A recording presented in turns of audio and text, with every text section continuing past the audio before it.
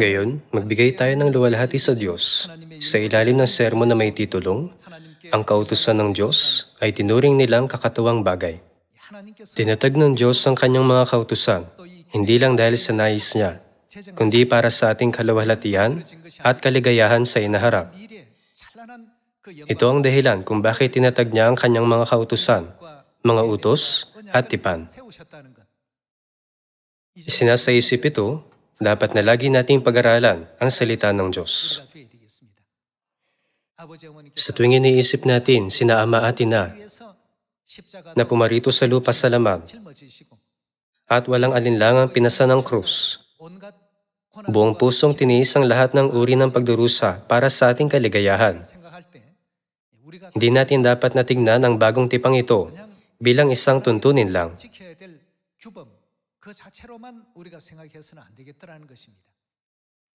Nakinita na ng Diyos ang wakas mula sa pasimula at isinagawa ang lahat para sa kaligayahan ng kanyang mga anak.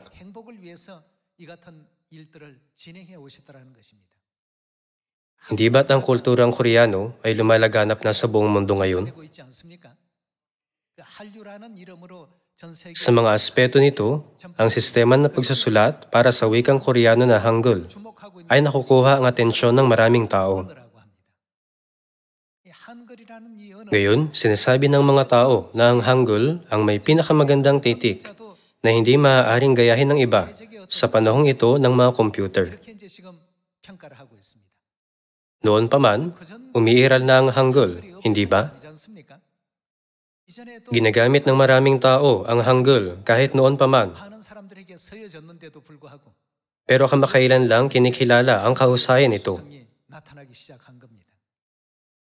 Ito ay pareho sa bagong tipan. Nakinita na nina Ama at Ina ang lahat at sinabing, lagi niyong bigyang pansin at sundin ang mga salitang ito. Sa lalong madaling panahon, mauunawaan ng mundo ang tunay na halaga nito. Maaaring hindi nyo nauunawaan ngayon kung bakit dapat nyong sundin ang Sabat at ang Paskwa. Pero mauunawaan nyo ito sa lalong madaling panahon. Kaya ngayon, siksikan na ang mga klase para sa wikang Koreano dahil sa kakulangan ng mga guro at ng lugar. Hindi ito isang pansamantalang penomeno lang. Sinabi ng ilang eskolar, ang lahat ng wika ay maaaring mawala, pero mananatiling buhay ang Hangul hanggang sa uli, lalo na sa panahong ito ng mga computer. Sinabi rin nila na, kahit sa panahon ng AI, Hangul lang ang hindi mamamatay. Isipin kung paano ito lubos na pinupuri ng mundo, at kung paano ang mga tao ay nagsisikap na matutunan ang Hangul. Hindi ko sinusubukang ipagmayabang ang Hangul. Ganito rin ang nangyayari sa bagong tipan. Kahit na nakatago ito sa buong kasaysayan, biglang mauunawaan ng mga tao na ang katotohanan ng bagong tipan ay ang pinakamahusay sa lahat. At na nakapaloob dito ang espiritual na tuntuning dapat na taglayin ng sangkatauhan. Ang mga araw kung kailan mauunawaan ang kahalagahan nito ay hindi na nalalayo. Kaya kahit nakakaunti lang ang kakayahan natin, pinahintulutan pa rin tayo ni Ama at Ina na makapagtatag ng mga simbahan sa bawat bansa at makapangaral ng Ebanghelyo. Isinasagawa ng simbahang ito ang lahat ng nasa Biblia. Nagsisikap na tuparin ang lahat ng katuruan ng Diyos. Sa lalong madaling panahon, mauunawaan ng tama ng lahat ng tao sa mundo ang Church of God sa ganitong paraan. Kaya ngayon, sa pamamagitan ng sermon na may titulong, Ang Kautusan ng Diyos ay tinuring nilang kakatuwang bagay. Kahit na maaari itong ituring ng mundo bilang isang bagay na hindi mahalaga, dapat nating ipagmalaki ang katotohanan na taglay natin. Gaano man maimpluwensya ang mga tao, huwag tayong tumuon sa kanilang panlabas na anyo. Dahil alam ng Diyos kung paano ipapakita ang kapangyarihan ng bagong tipan sa inaharap, binibigyang diin niya na hindi tayo kailanman dapat na magdagdag o magalis mula sa bagong tipan. Kundi dapat natin itong ingatan na hindi mabago hanggang sa huli at laging manahan sa kanyang salita. Naroon ang kautusan ng lumang tipan na tinatag ni na Ama at Ina para sa ating kaligayahan. Naroon ang kautusan ng Diyos na ibinigay sa halamanan ng Eden. Mga 2,000 taon na kalilipas, may kautusan ng bagong tipan na ibinigay ng Diyos sa sangkatauhan. Iukit natin ang mga ito sa ating mga puso. Ang kasaysayan ng Hangul ay napakahaba. Gayunman, nang dumating ang panahon ng AI at ng mga computer, mas maraming tao nagpapahalaga sa kahusayan ng Hangul. Bilang resulta, sa tuwing ang mga universidad ay nagbubukas ng mga klase para sa wikang Koreano, lagi itong napupuno. Sa parehong paraan, sa lalong madaling panahon, maraming tao ang magagalak sa bagong tipan at mas maraming kaluluwa na naghahanap ng katotohanan ang pupunta sa Zion. Kaya wag nating kailanmang ituring ang mga kautusan ng Diyos bilang kakatuwang bagay, anumang tukso ang kaharapin natin. Tingnan natin ang Daniel chapter 7, verse 25. Ang Daniel chapter 7, verse 25 ay may tuturing na isang napakahalagang katuruan tungkol sa totoong simbahan at sa bulaang simbahan, ang simbahang maliligtas at ang simbahang hindi maliligtas. Daniel chapter 7, verse 25. At siya'y magsasalita laban sa kataas-taasan. Hindi ba't ang kataas-taasan ay tumutukoy sa Diyos? Sino ang nagsasalita laban sa Diyos? Hindi ba't ito ang dyablo? Kaya ang salitang kaaway ay laging lumilitaw bago ang salitang dyablo. At siya'y magsasalita laban sa kataas-taasan. At ano? Lilipulin niya ang mga banal ng kataas-taasan. Si Satanas, ang dyablo, ay laging may inuudyok sa lupang ito para magdala ng pagdurusa sa bayan ng Diyos. Ang Diyos na nakakakita ng wakas mula sa paglikha ay hinayag ang katotohanan ito at nirecord ito sa pamamagitan ni Propetang Daniel. At siya'y magsasalita laban sa kataas-taasan at lilipulin niya ang mga banal ng kataas-taasan. At ano? Kanyang iisiping baguhin ang ano? Ang mga panahon at ang kautusan. Tinuturuan tayo ng Biblia na kanyang sisikaping baguhin ang mga panahon at ang kautusan ng Diyos. Kung gayon, sino ang nagsisikap na baguhin ang mga panahon at ang kautusan ng Diyos? Ang Diyos ba o si Satanas na kumakalaban sa Diyos? Hindi binabago ng Diyos ang kanyang mga takdang panahon at kautusan.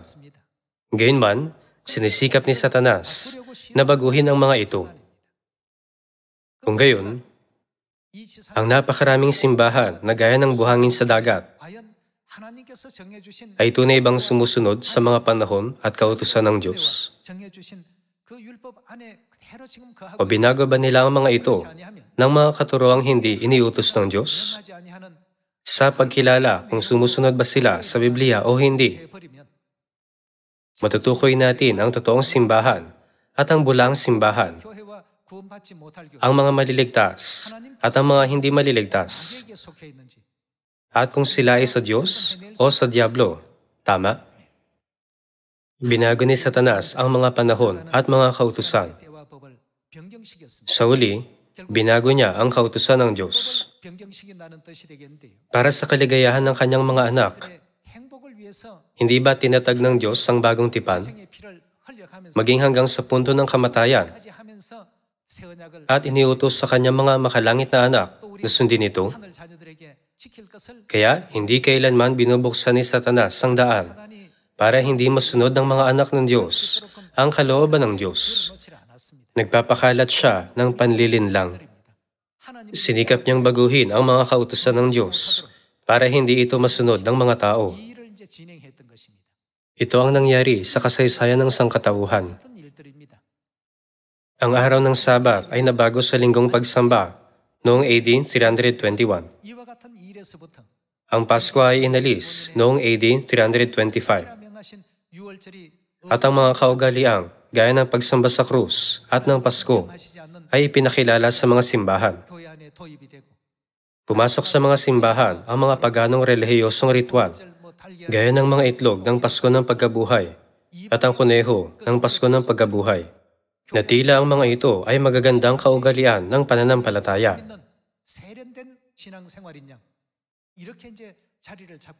Kaya sa mga araw na ito, ang mga tao ay nagkukulay ng mga nilagang itlog sa araw ng muling pagkabuhay. May buhay ba ang mga nilagang itlog? Tusong ipinapakita ni Satanas ang mga paganong kaugaliang ito na tila ang mga ito ay mga kautusan ng Diyos. Ano ang nakarecord sa aklat ng Revelation tungkol dito? Nililigaw ni Satanas ang buong mundo. Kaya dapat nating mabilis na alisin ang kadiliman sa pamamagitan ng liwanag ng katotohanan mula kina Ama at Ina at akayin ng tama ang sangkatauhan tungo sa landas ng bagong tipan na tinatag ni na Ama at Ina para sa ating kaligayahan, hindi ba? Sa Daniel chapter 7, sinisikap niyang baguhin ang mga panahon at ang kautusan at ang mga banal ay ibibigay sa kanyang kamay hanggang sa isang panahon, mga panahon, at kalahati ng isang panahon. Kahit na mukhang may kapangyarihan siya, ano ang sinasabi sa atin ng mga propesiya? Tingnan natin ang verse 26. Pagkatapos nito, ang hukuman ay uupo sa paghatol at ang kanyang kapangyarihan ay aalisin upang mapuksa at ganap na mawasak. Hindi siya kailanman magtatagumpay. Tingnan natin ang verse 27. At ang kaharian, ang kapangyarihan, at ang kadakilaan ng mga kaharian sa silong ng buong langit ay ibibigay. Kanino? Sa bayan ng mga banal ng kataas-taasan. Iyon ay sa mga makalangit na anak.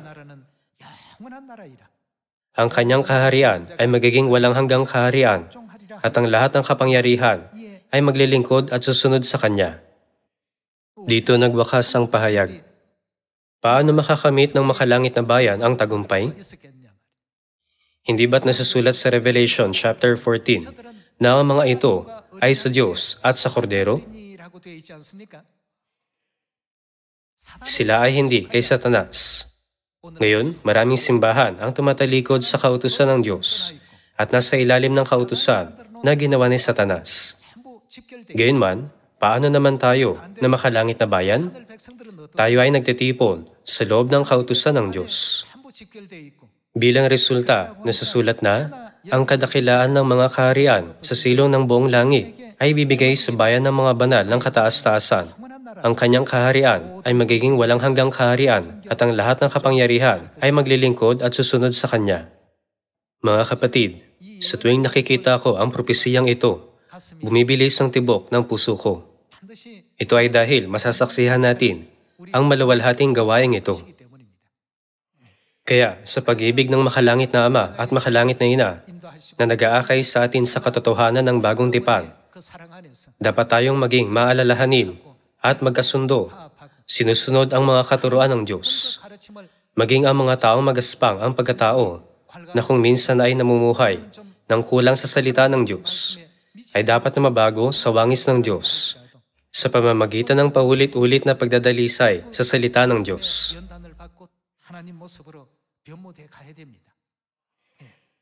Pag naging gaya tayo ng Diyos na laging iniisip ang kaligtasan ng sanlibutan,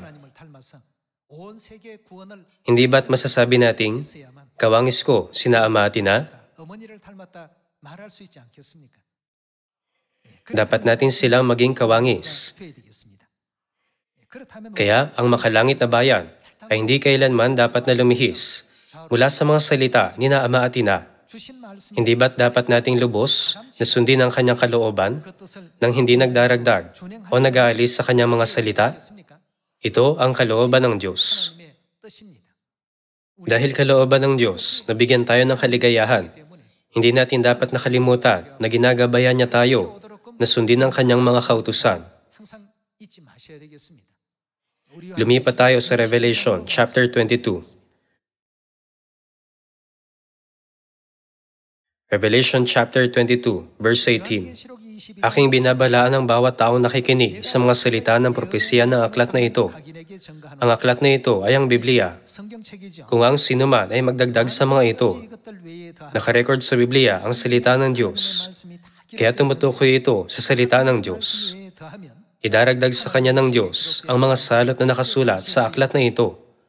At kung ang sinuman ay magalis sa mga salita ng aklat ng propesiyang ito, kung ang sinuman ay magalis mula sa Biblia, aalisin ng Diyos ang kanyang bahagi sa punong kahoy ng buhay at sa banal na lungsod na nakasulat sa aklat na ito. Kaninong kalooban ito? Ang kalooban ng Diyos ay nakarecord sa Revelation chapter 22, verse 18 at 19. Dahil nasa Biblia ang mga tuntuning tinatag ng Diyos sa pamamagitan ng kanyang sakripisyo para sa maluwalhating inaharap ng kanyang mga anak, walang sinuman ang dapat na magdagdag o magalis mula sa Biblia. Ang mga bersikulong ito ay may napakahalagang mensahe. Ngayon, tingnan natin kung gaano kahalaga ang mga kautusan ng Diyos para sa makadangit na bayan. Tingnan natin ang Daniel chapter 9, verse 5.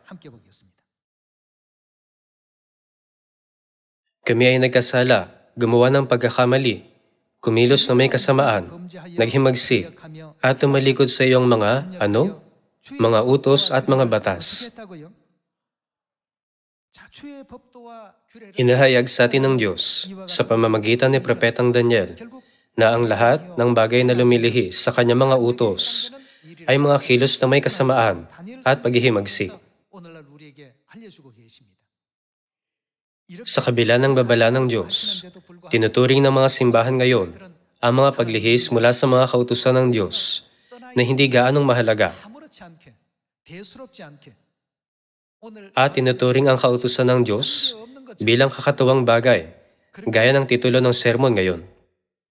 Lumipat tayo sa Daniel chapter 9, verse 8. Basahin natin ang verse 8. O Panginoon, hayag na kahihiyan ang dumating sa amin, sa aming mga hari, mga pinuno, at mga ninuno, sapagkat kami ay nagkasala laban sa iyo.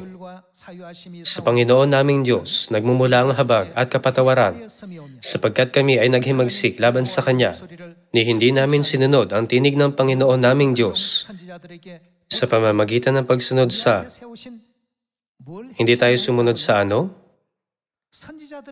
sa Kanyang mga kautusan, na Kanyang inilagay sa harapan namin, sa pamamagitan ng Kanyang lingkod na mga propeta. Bilang resulta, ano ang nangyari sa kanila? Hayag na kahihiyan ang dumating sa kanila. Sa huli, naiwala ng mga Israelita ang kanilang soberanya, naging mga bihag, at namuhay bilang mga alipin. Magpatuloy tayo sa verse 11. Tunay na ang buong Israel ay sumuway sa iyong kautusan at tumalikod, na hindi nakinig sa iyong tinig. At ang sumpa na nakasulat sa kautusan ni Moises, na lingkod ng Diyos, ay binuhos sa amin, sapagkat kami ay nagkasala laban sa Kanya. Tinuturoan tayo ng Biblia na ang pagtalikod sa kautusan ng Diyos ay kasalanan, hindi ba? Pinapaalalahanan tayo ng Biblia na dapat nating sundin ang mga kautusan ng Diyos. Pero ang mga ito ay tinuturing ng mundo bilang kakatuwang bagay. Kahit na inutusan tayo ng Diyos, naalalahanin ang araw ng Sabat at ingatan itong banal. Pinalitan ito ng mga tao ayon sa nais nila. Ito ba ay salita ng Diyos o isang tradisyong binago ni Satanas? Malinaw na dapat napiliin ng mga naniniwala sa Diyos ang salita ng Diyos. Tignan natin ang Hosea chapter 7, verse 13. Hosea chapter 7, verse 13. Kahabag-habag sila, sapagkat sila ay lumayo sa akin. Ang pagkawasak ay sumakanila, sapagkat sila naghimagsik laban sa akin. Tutubusin ko sana sila. Sa ibang salita, nais ko silang iligtas. Ngunit nagsasalita sila ng mga kasinungalingan laban sa akin. Sila'y hindi dumadaing sa akin mula sa kanilang puso, kundi sila'y nananangis sa kanilang mga higaan. Sila'y nagtitipon dahil sa trigo at alak. Sila'y naghihimagsik laban sa akin. Sinikap ng Diyos na iligtas ang sangkatauhan, pero lumayo sila mula sa Diyos. Tinatalikuran nila ang Diyos at nagsasalita sila ng kasinungalingan, sinasabing, Linggo ang araw ng Sabat. Ang Pasko ay kaarawan ni Jesus.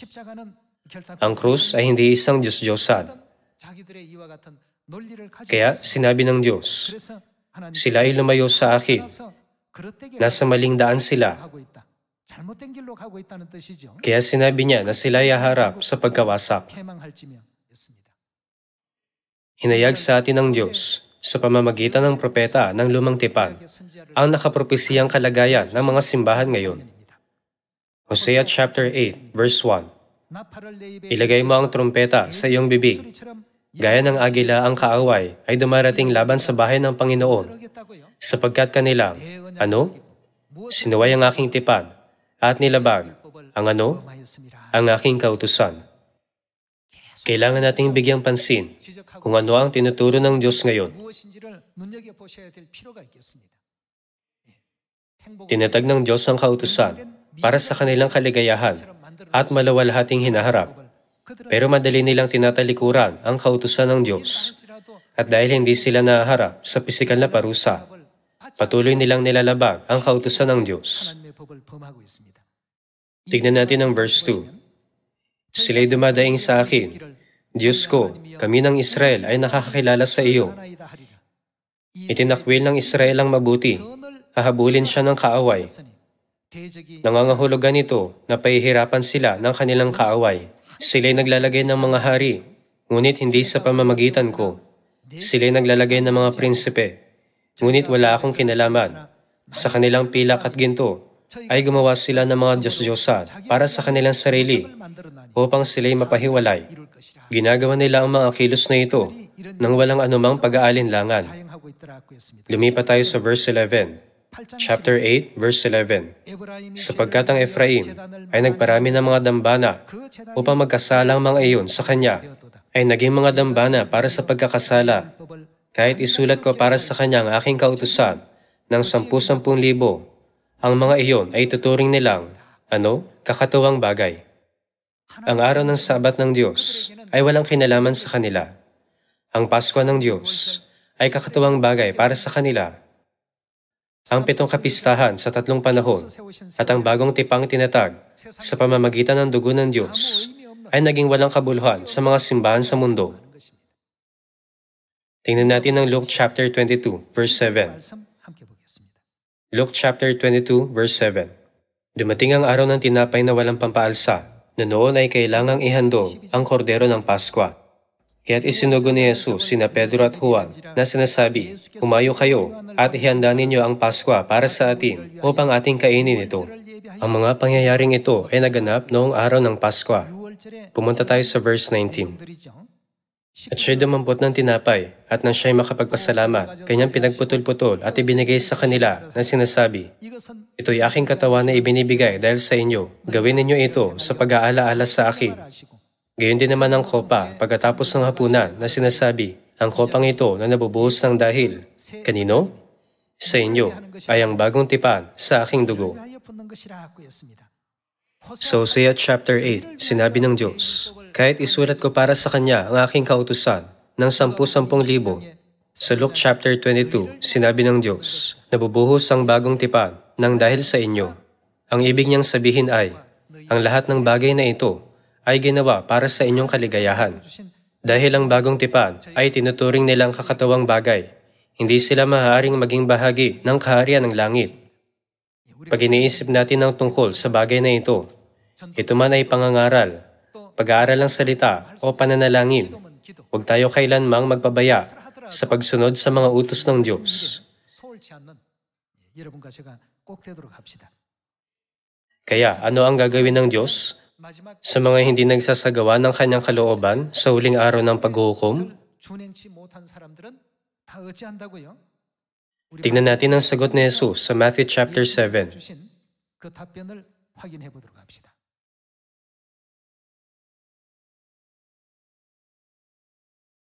Matthew chapter 7, verse 21. Hindi lahat ng nagsasabi sa akin, Panginoon, Panginoon, ay papasok sa kaharian ng langit, kundi ang gumaganap ng kalooban ng aking Ama na nasa langit. Kalooban ng Diyos na sundin natin ang kanyang kautusan. Gayunman, binago ni Satanas ang mga panahon at kautusan ng Diyos at ginawa niyang magmukhang authentic na katuruan ng mga binago niyang kautusan. Maraming tao ang sumusunod ngayon sa landas na iyon. Gayunman, hindi iyon kailanman ang daang tungo sa langit. Ito ang landas ng kasawian, kung saan sila ay naakay ni Satanas tungo sa walang hanggang parusa. Kaya nakapropesya sa Daniel chapter 7 na darating sa kanya ang walang hanggang pagkapuksa. Tingnan natin ang verse 23. At kung magkagayon ay ipahayag ko sa kanila, hindi ko kayo kilala kailanman. Lumayo kayo sa akin, kayong mga gumagawa ng kasamaan, kayong mga lumalabag sa kautusan. Ano ang paglabag sa kautusan? Ang mga hindi sumusunod sa landas tungo sa langit, gaya ng tinuro ng Diyos, pero sa halip ay sumusunod sa mga sarili nilang kautusan, ay lumalabag sa kautusan. Nangingilin sila ng linggong pagsamba, sa halip na araw ng Sabat. Nagdiriwang ng Pasko sa halip na Paskwa. Sumasamba sa krus, at iba pa. Ngayon, maraming simbahan ang sumusunod sa mga bagay na ito. Sasabihin ng Diyos, lumayo kayo sa akin, kayong mga lumalabag sa kautusan. Kaya naman, dapat nating ipaalam sa maraming tao ang tungkol dito. Kaya sa Matthew chapter 28, sinabi ng Diyos, sa paghayo ninyo, gawin ninyong alagad ang lahat ng mga bansa. Bautismuhan ninyo sila sa pangalan ng Ama, at ng Anak, at ng Espiritu Santo. At turuan silang sundin ang bagong tipan na iniutos ko sa inyo. Ang tanging daan tungo sa langit ay ang daang ipinakita sa atin ni na Ama at Ina. Tingnan natin ang Deuteronomy chapter 10, verse 12.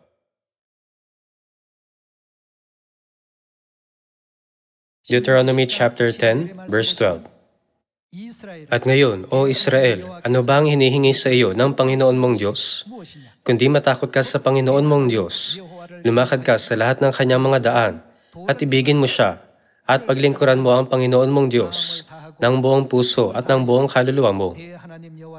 Verse 13. Nato pa rin ang mga utos ng Panginoon, at ang kanyang mga tuntunin, na aking iniutos sa iyo sa araw na ito, para sa iyong ikabubuti. Ano nga ibinigay ng Diyos para sa ating ikabubuti? Hindi ba't ito ang mga kautusan ng Diyos? Hindi natin dapat nahusgahan kung dapat ba nating sundin ang bagong tipan o hindi batay sa pag-iisip ng tao. Pero kung ang isang bagay ay kautusan ng Diyos, dapat natin itong sundin. Para kanino ang hinaharap na ito? Pinagpasyahan na ng Diyos ang lahat para sa ating kaligayahan. Ang kaharian ng langit ay papalapit na. Kung iisipin natin ang mga tropikal na gabi, nakababahalang maranasan ang temperatura na 30 degrees Celsius. Kung gayon, paano naman ang lawa ng apoy? Kahit na hindi matukoy ang eksaktong temperatura nito, walang duda na isa itong lugar ng pagdurusa. Sa talinhaga ng mayamang lalaki at ni Lazaro, sinabi ng mayaman, itubog mo sa tubig ang dulo ng iyong daliri at palamigin ang aking dila. Ganito katindi ang pagdurusa. Bukod dito, hanggang kailan ito magtatagal? Magdurusa sila magpakailan paman. Dahil napakainit sa mga araw ngayon, mas madalas ko itong iniisip. Gayunman, ano ang mangyayari sa tag-init habang lumilipas ang mga taon? Nagiging mas mainit ito. Pinahihirapan nito ang ating pisikal na buhay. Kaya sa palagay ko, hindi naunawaan ng mga tao na isang lugar ng pagdurusa ang mundong ito. Kaya pabasta na lang nilang sinasabi na, kung mamamatay ako, mapupunta lang naman ako sa impyerno. Umaasa akong gigisingin niyo ang mas maraming kaluluwa para sama-samang matamasa ng buong sangkatauhan ang buhay sa langit. Umaasa na ang araw na ito ay magiging isang pinagpalang Sabat kung saan naghahandog tayo ng walang hanggang pasasalamat at papuri kina Ama at Ina sa pagbibigay sa atin ng mga kautusan para sa isang masayang hinaharap. Nais kong tapusin ang sermon ngayon. Maraming salamat. 감사합니다.